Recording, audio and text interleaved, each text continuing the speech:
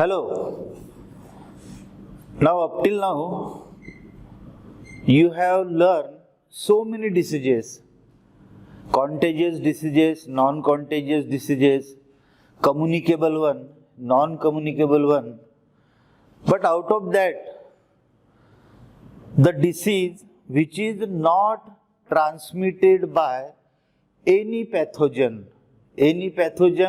or we can say any physical or chemical thing through food material, water, milk, etc.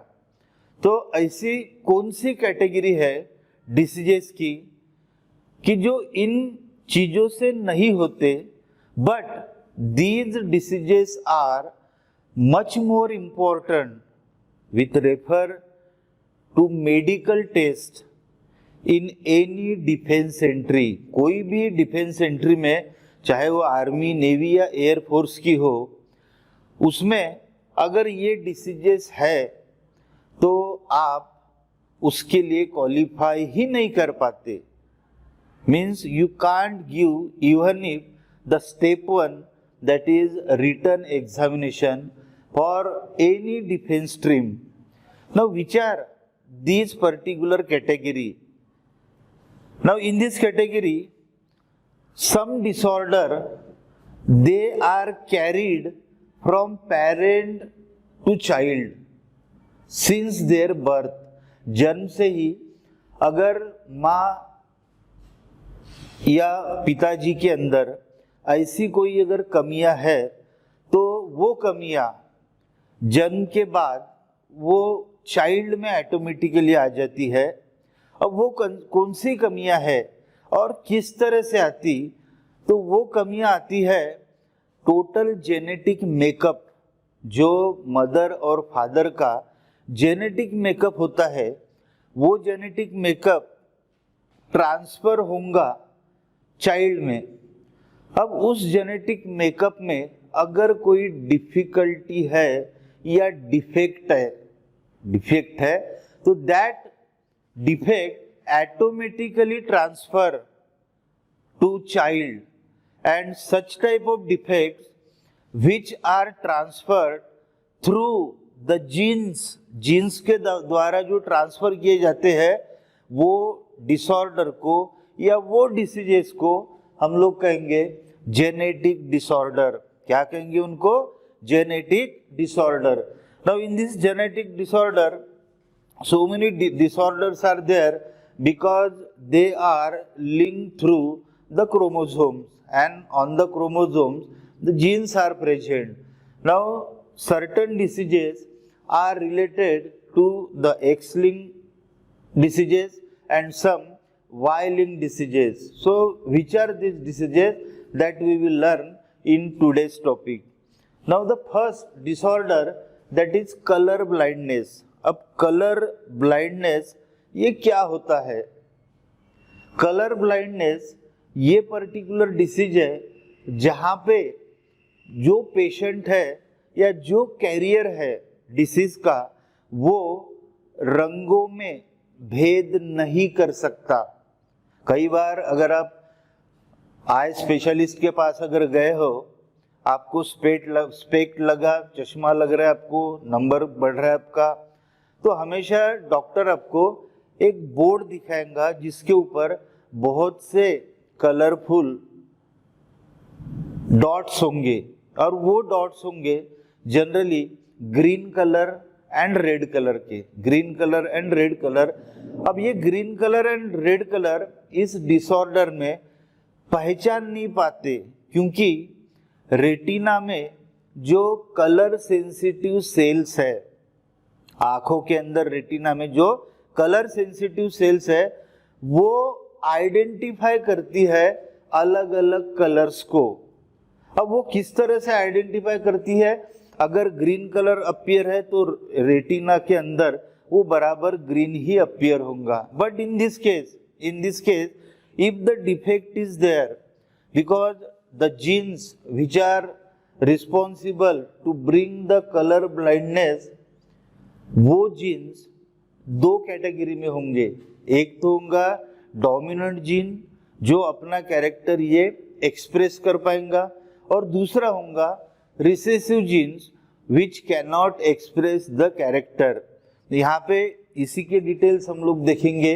The first one, here the person can not distinguish the red and green colour. अब लाल colour या हरा colour उसको distinguish नहीं कर सकता, यानी वो देख ही नहीं पाता।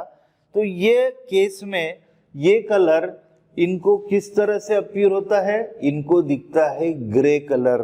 ग्रे कलर यानी ऐश कलर हो गया, जिसको राख का कलर होता है, वुड्स जलने के बाद में जो कलर अपीयर होता है वो ग्रे कलर अपीयर होता है उस पेशेंट को। और ये पर्टिकुलर डिसऑर्डर होता किस वजह से, due to because of this recessive gene which prevent the formation of colour sensitive cell. यहाँ पे एक ध्यान में रखना है कि colour sensitive cells they are responsible to identify the colour. तो यहाँ पे ये colour sensitive cells which are responsible to identify, हरे रंग को या लाल रंग को पहचानने वाली जो सेल्स है वो सेल्स ही फॉर्म नहीं होती due to the disorder caused by the recessive genes. अब ऐसे केस में क्या होता है कि मेडिकली वो कैंडिडेट ये फेल हो जाएगा, वो सिलेक्ट नहीं हो पाएगा। अब नॉर्मल विजन का जो पर्सन है कि जिसको सारे रंग आसानी से जो आइडेंटिफाई करता है उसको कहेंगे हम लोग डोमिनेंट। वो जीन को क्या कहेंगे, डोमिनेंट जीन। वेयर एज जिसमें ये फैक्टर है, कौन सा फैक्टर, रेड कलर और ग्रीन कलर को डिस्टिंग्विश नहीं कर पाना, वो होगा द रिसेसिव जीन। कौन सा होगा, रिसेसिव जीन। अब इसको हम लोग किस तरह से हमको समझना है कि इसी डिसऑर्डर को जब एक्सप्रेस किया जाता है कि कौन से जनरेशन से कौन से जनरेशन में ट्रांसफर होगा, तो इसको कहा जाता है Chris cross inheritance. Chris cross inheritance का मतलब ये होता है कि एक जनरेशन के गैप के बाद ये दूसरे जनरेशन में अपीयर होता है। अब यहाँ पे इनहेरिटेंस ऑफ कैरेक्टर यानी जो भी इसके लिए रिस्पॉन्सिबल जीन है वो पेरेंट के अंदर, तो वो किस तरह से वो ट्रांसफर होगा, that will transfer from father to the grandson. Father से लेके ग्रैंडसन से वो ट्रांसफर होगा। और ये प्रोसेस किस तरह से होती है इसको हमें समझना है। नाउ जनरली मेल्स अगर है, नॉर्मल मेल्स को डिनोट किया जाता है XY क्रोमोसोम से, और फीमेल को डिनोट किया जाता है XX क्रोमोसोम से। अब यहाँ पे कलर ब्लाइंडनेस के लिए यहाँ पे कौन सा जीन रिस्पॉन्सिबल होगा, कैपिटल लेटर में कैपिटल C, और कलर ब्लाइंड के लिए, नॉर्मल पर्सन के लिए कैपिटल C, और कलर ब्लाइंड पर्सन के लिए स्मॉल लेटर में small c। So here just look at this chart.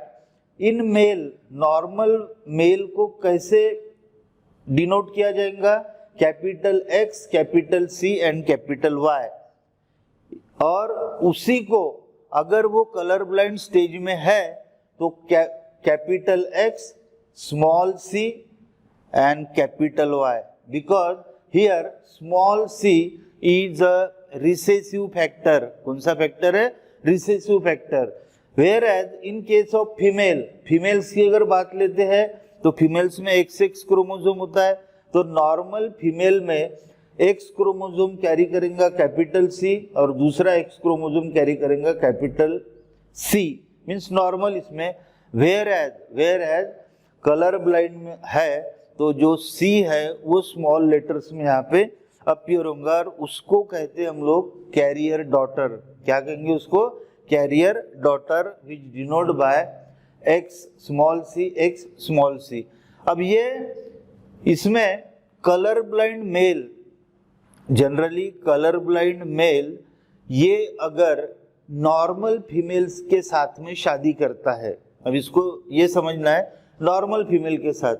Colour blind mail को हम लोग डिनोट कैसे करेंगे, XY क्रोमोसोम में X लिंक्ड डिसऑर्डर होने से C, स्मॉल c कहाँ पे रहेगा, X क्रोमोसोम के ऊपर, तो capital X, small c and Y।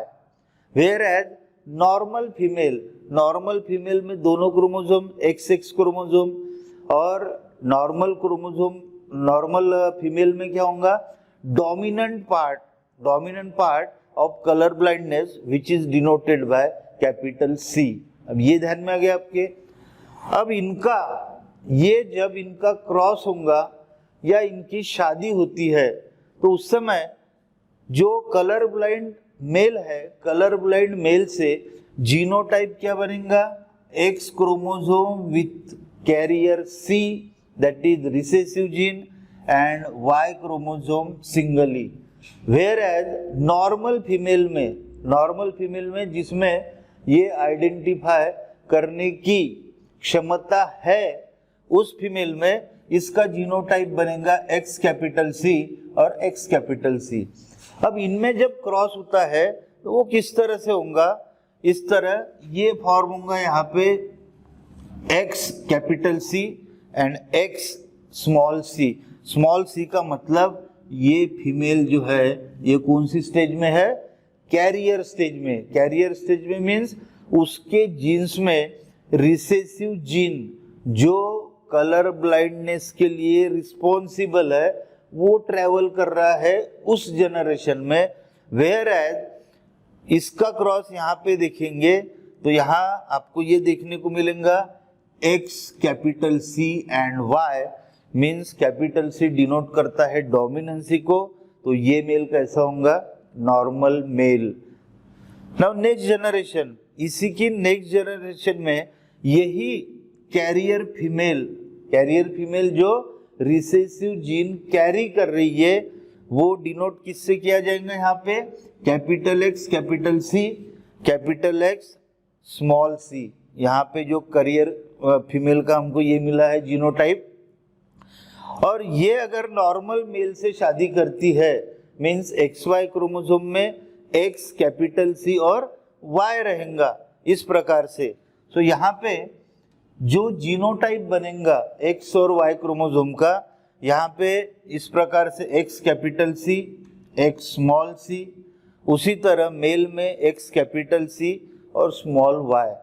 अब यहाँ क्रिस क्रॉस इनहेरिटेंस में ये होता है कि 50% जो प्रोजेनिज होते हैं वो प्रोजेनिज में 50% they are normal one and 50% they are colour blind और कलर ब्लाइंड होते या करियर होते, करियर भी है तो भी उसमें वो डिफेक्ट होगा। तो यहाँ पे ये क्रॉस जब हम लोग देख रहे हैं तो ये दोनों case that is X capital C and X capital C Y, दोनों केस में हमको नॉर्मल फीमेल और नॉर्मल मेल मिल रहा है। उसी प्रकार नेक्स्ट इसके क्रॉस में देखेंगे X कैपिटल C और X स्मॉल c का मतलब क्या होगा कि that female carrying the gene for colour blindness that is small c, whereas in male which is denoted by capital X, small c and Y, here again small c is there, that in this case the male is color blind।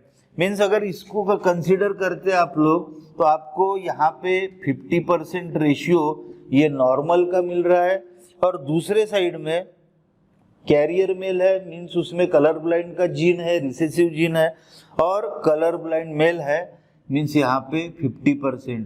तो ये संभावनाएं पाई जाती है in case of criss cross inheritance. And in this criss cross inheritance ये ध्यान में रखना है कि there is no any medical remedy for such type of genetic disorders। Now in genetic disorders, some of the other disorder, now just now we have seen the color blindness which is X-linked inheritance disorder.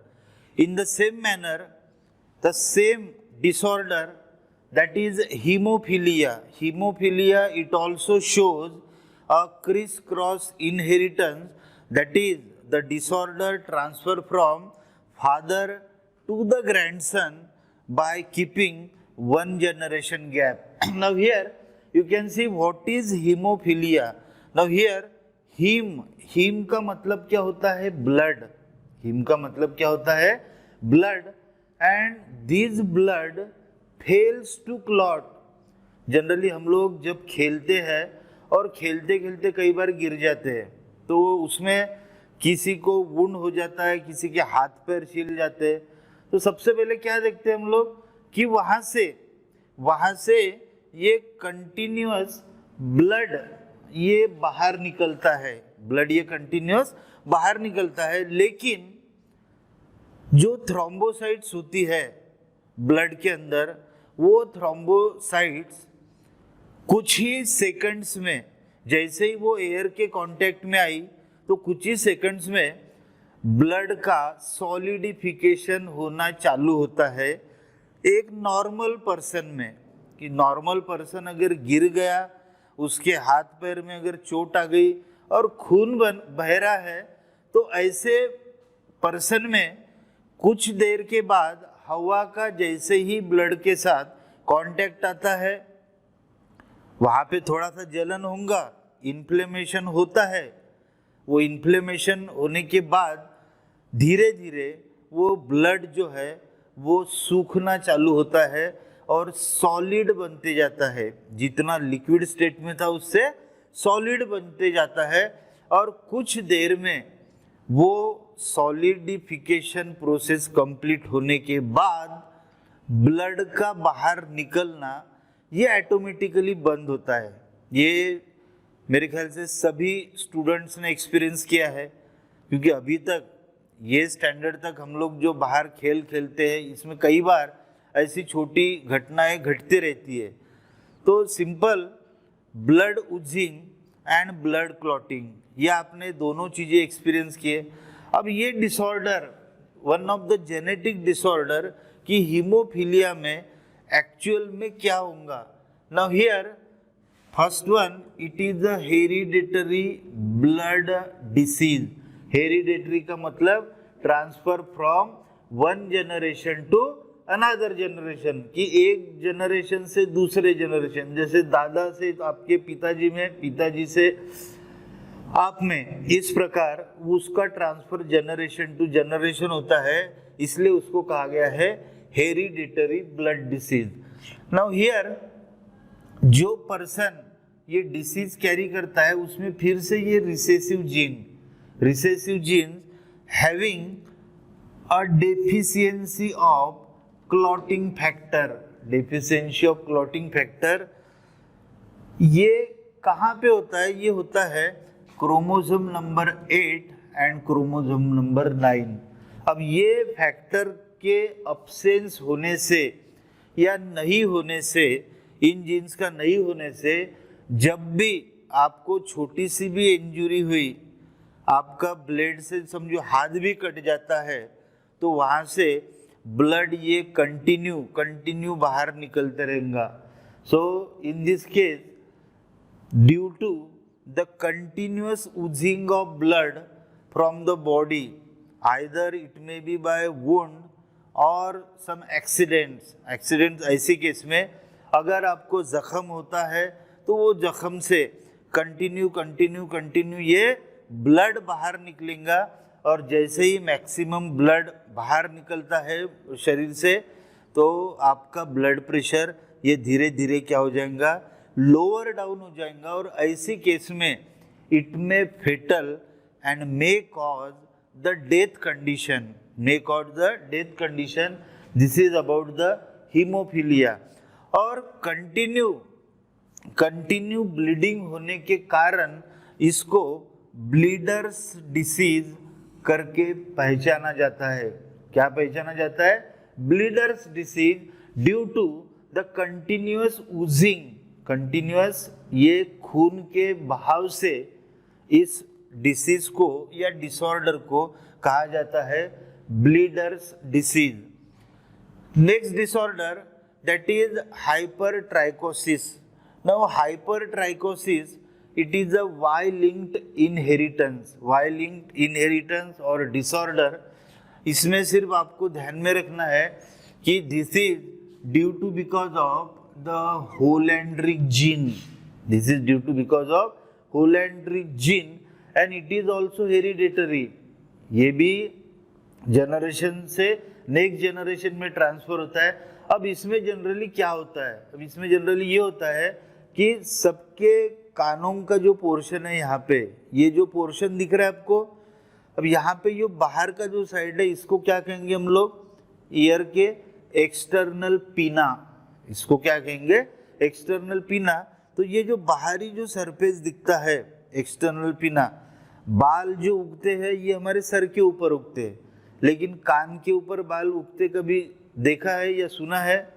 लेकिन आपको rare case में ये भी देखने को मिलते हैं कि यहाँ से फ्रॉम द एक्सटर्नल पिना, कान के बाहर से या पिन्ना के ऊपर का जो स्किन का सरफेस है, यहाँ से बाहर ऐसे बाल उगते रहते हैं, जिसके कारण वो पर्सन, उसका लुक ये थोड़ा सा अलग सा दिखता है। That is due to because of the hairs on the external pinna. That is in the case of the genetic disorder hypertrichosis और जिसमें आपको ध्यान में रखना है Hollandric gene is responsible to cause this genetic disorder. Now next, that is thalassemia. Now this thalassemia is also the genetic disorder. Now how it affect the person को किस तरह से अफेक्ट करता है? अब इसमें जनरली ये होता है कि ब्लड में जो कॉन्जुगेटेड प्रोटीन है, that conjugated protein is haemoglobin. You all know the importance of haemoglobin, that is it is a oxygen carrier, it combines with oxygen and form the oxyhaemoglobin. और वो oxyhaemoglobin जब oxygenated blood के साथ में body की अलग अलग sales के तरफ जाता है, तो सेल्स के पास टिश्यू में जाने के बाद वो हीमोग्लोबिन कॉन्जुगेटेड प्रोटीन ऑक्सीजन से कंबाइन होने के बाद HbO2 का मतलब ऑक्सीहीमोग्लोबिन सेल्स के पास जाने के बाद डिसोसिएट होता है, डिसोसिएट होके फिर से हीमोग्लोबिन अलग हो जाएगा and oxygen is used by the living cell. So this is the important of this haemoglobin, the conjugated protein. Now this haemoglobin यहाँ पे जनरली ये होता है कि due to the recessive gene factor जो हीमोग्लोबिन फॉर्म होता है वो किस प्रकार से होता है, with the defective sub units. उसके जो डिफेक्टिव सब यूनिट्स है वो फॉर्म होते हैं।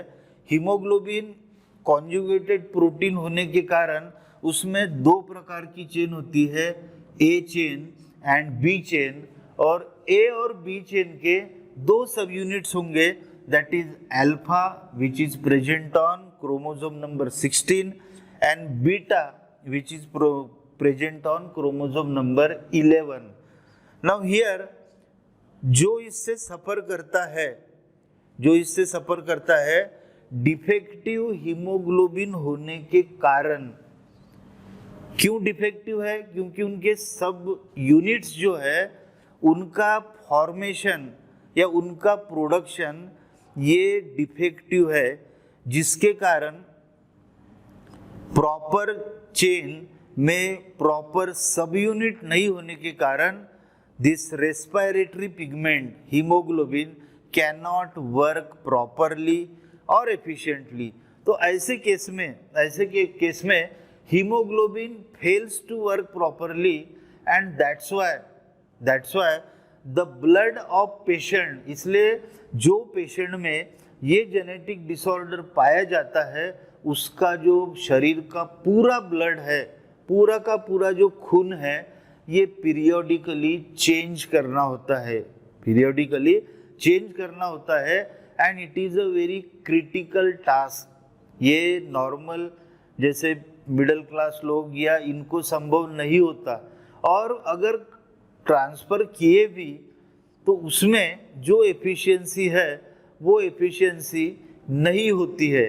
इन this disorder thalassaemia the blood of suffering child has to change periodically, और due to this खून की कमी की वजह से the patient leads to again two disorder, that is anemia and the jaundice, anemia and the jaundice. So these are the genetic disorder what we see today। Colour blindness देखा जिसमें red और green colour identify नहीं होता, grey appear होता। Haemophilia देखे जिसमें blood clot नहीं होता। देन थर्ड होलेंड्रिक जीन देखे, ये होलेंड्रिक जीन डेंजरस नहीं है, but only when the hairs are appear on the external pinna, that disorder is called as a hypertrichosis. whereas the last one thalassemia, it is also fatal, it is also fatal because in blood when the proper hemoglobin subunit chain is not present, the blood will not work properly. So this is about the genetic disorder. I hope one by one you are learning and you are noting down all the details about the diseases. Thank you.